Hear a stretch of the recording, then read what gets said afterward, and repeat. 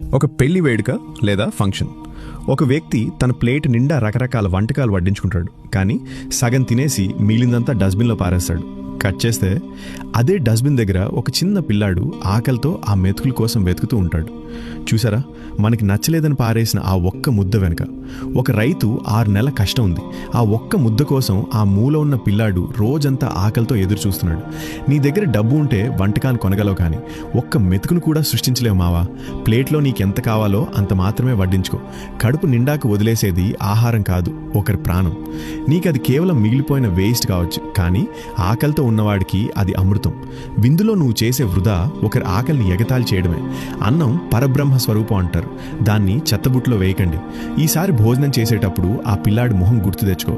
ఆహారాన్ని వృధా చేయనని ఒట్టు పెట్టుకో. వీలైతే ఆకలితో ఉన్నవాడికి అన్నం పెట్టు, అంతేకాని వృధా చేసి పాపం మూటగట్టుకోకు. ఈ వీడియోని షేర్ చేసి అందరిలో మార్పు తీసుకురండి.